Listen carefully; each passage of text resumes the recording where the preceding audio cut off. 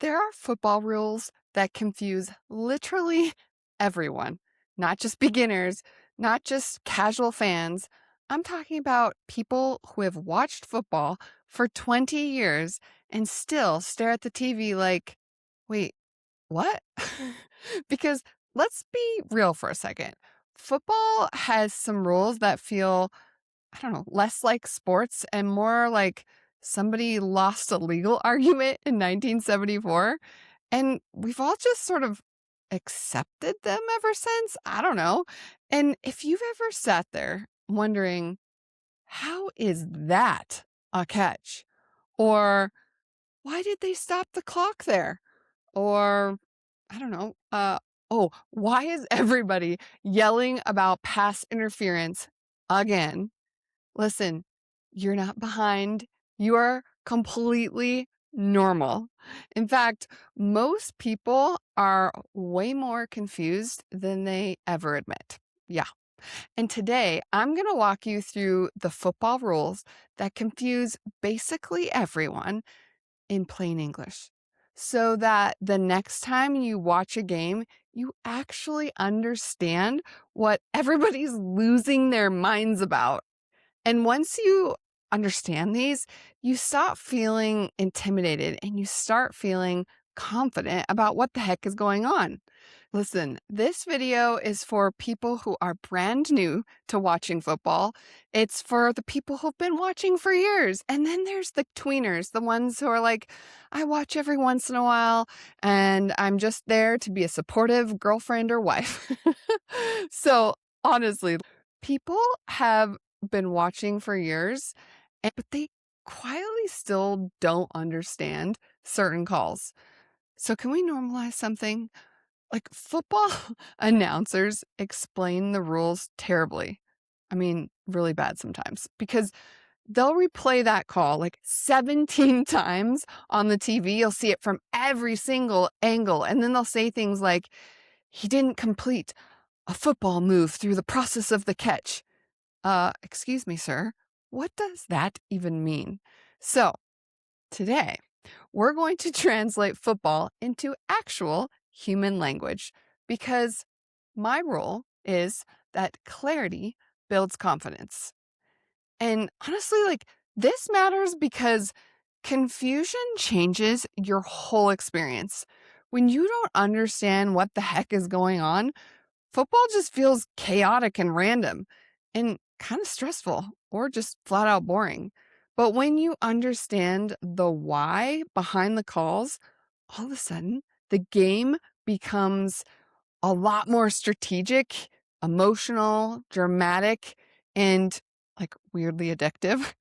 So you start anticipating the tension and the momentum and you stop watching a bunch of people just like running around and running into each other and start seeing like pressure and timing, decisions, consequences. And that's when football becomes really fun. Okay, because I have to tell you this funny story. I love this story. It's about when I was at this sports bar because I literally still laugh about it, thinking about it. This is a few years ago, and it was this packed sports bar during a playoff game, like full of crazy football energy, and everybody's there just like laughing, food's flying, beers being drunk, and one guy, you know this guy. There's one guy who's standing for absolutely no reason at all, like the entire night. And then there's this table behind us, and there was this man who had clearly decided that he was going to be the football expert of the group. I mean, you know the type, right? He's super loud, really confident in explaining every play like he personally invented the NFL. And so it's late it's late in the game and there's this controversial catch like near the sideline.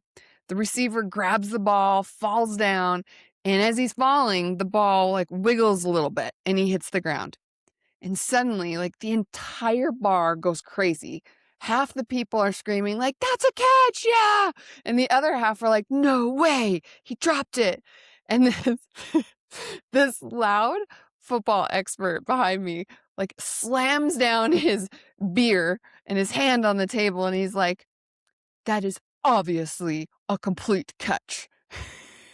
And then a few minutes later, after all the replays, the referee overturns it, and the whole bar kinda, like, goes silent to see what this know-it-all guy is gonna say, and without missing a beat, the guy goes, "Well, technically, the ground assisted the incompletion." Come on, man. Like, what does that sentence even mean? And that's when I realized something, like, so funny. Most football fans don't actually fully understand some of the rules either. They just say things really loud and confidently, which, like, is kind of comforting, I guess, because it means that you do not need to feel embarrassed about being confused on some of these rules. Some of them are just, like, seriously weird. They're just strange. Okay, so now you might be thinking to yourself, "Yeah, okay, but, like, I'm never gonna remember all the technical rules." And I promise, you don't need to. That's what most people miss. You don't need, like, referee level knowledge. You just need enough, like, context to understand why people are going nutso, why announcers are debating, and why any call that's controversial actually matters. And that's it. Think of this like learning like conversational football. This isn't law school. This is just conversational football. Okay. So, number one, what counts as a catch? Yeah. Back to my guy in the bar. This is probably the most confusing rule on the earth. And honestly, even NFL fans like argue about this constantly. So here's the simplest explanation. Okay. A catch usually requires control of the ball, feet in bounds, and maintaining possession through the entire play. Like, play is done, you still have the ball. And what happens, like, there's confusion when the player hits the ground because if the ball moves at all while they're falling, the refs will start to analyze whether the player survived the ground. Like, that's their word. Like, did it survive the ground? Which totally sounds dramatic because it actually is. Here's the way, like, easy way to think about it. If the player clearly secures the ball and completes the entire motion, it's probably a catch. But if the ball shifts, loosens, or comes out while hitting the ground, now it's when it gets a little dicey. That's like the crazy territory. And that's when the entire sports bar decides to lose their mind. And that's when like these plays can be super subjective. I mean, it's kind of nuts, right? So, by the way, if you ever wanted to feel more confident about like anything going on game days without having to memorize all the rules, I created a little Sunday cheat sheet. It's free. It's in the comments. So if you want to know like or want to sound like you know the game and give it some context, just go ahead and click on that little link and it'll take you to the free guide. Okay. So, point number 2. Pass interference. Okay. Now, this one makes people insane. Yeah, because pass interference basically means a defender illegally prevented a receiver from having a fair chance to catch the ball. But like here's where it gets super messy because football does allow contact. I mean, you see it on every play. These guys are physical. So the refs in any play are constantly judging, was that normal, just like physical play? Or did the defender actually interfere? It's kind of like dealing with kids when they're fighting, right? Like, were you actually pushing that guy to be mean? Or were you being nice to the other kid and you guys were both just roughhousing? But anyway, I digress. This is why like fans go crazy and they scream at the television every Sunday because they're like, that was pass interference. No, it wasn't. Anyway, And it's funny because when you are looking at the replays, like every angle is different. One angle might look completely innocent and the and the other one looks like he's trying to kidnap the guy. And that's the easiest way to understand pass interference. It's this. It's like if the defender plays the man instead of the ball aggressively before the catch, there's a good chance there's a flag coming out. So that means, like, is he only paying attention to the guy and he's like batting at him? I look like a cat. And pushing on him, or is he looking up and seeing where the ball is and he's actually kind of fighting for the ball? It's a big difference. So people still argue about these calls nonstop, and that's just part of football culture. It's really fun.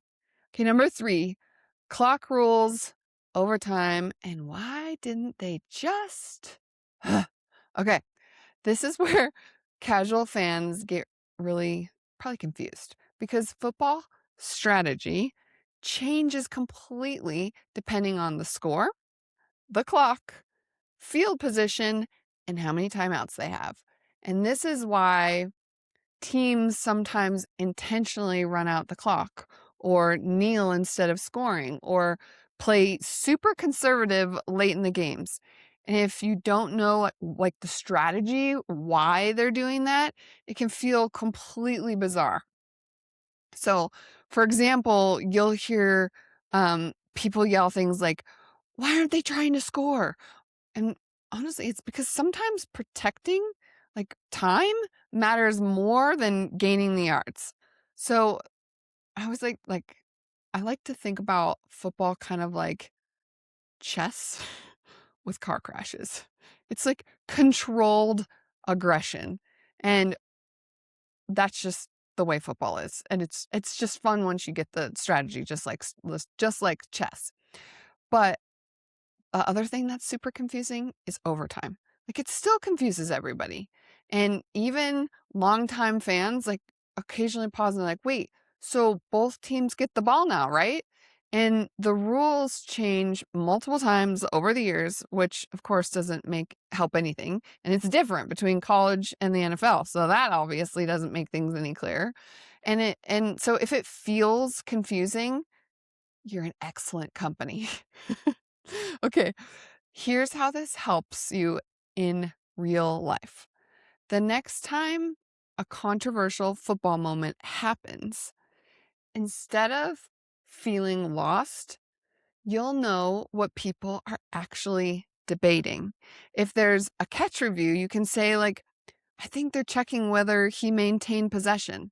Or after a pass interference flag, you can say something like, that's always a judgment call. Ugh. And then late game clock situations, they're probably just trying to manage the clock here. Overtime confusion? Welcome to America. Nobody fully knows what's happening for at least 30 seconds. And here's the important part. You do not need perfect football knowledge to belong in the conversation. You just need enough understanding to follow the emotional logic of the game. And once you understand that, football suddenly becomes incredibly entertaining. So, if you've ever felt confused watching football, good. Seriously. That means you're like actually paying attention because some of the rules are genuinely complicated. They're constantly debated and like weirdly specific. And I mean, seriously, read the rule book or don't. Actually, don't. But even like experienced fans disagree all the time. But now at least you understand the big picture. You know, like why catches become controversial and why pass interference causes crazy meltdowns, why clock management changes all the decisions. And that like confidence, it changes your entire viewing experience because football it stops feeling intimidating and it starts feeling accessible. You can stop pretending and start understanding. And honestly, like, that's where the fun begins.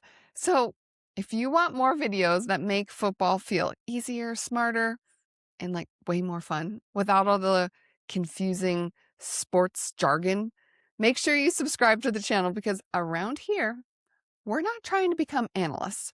We're just becoming game day confident. You're getting sharper.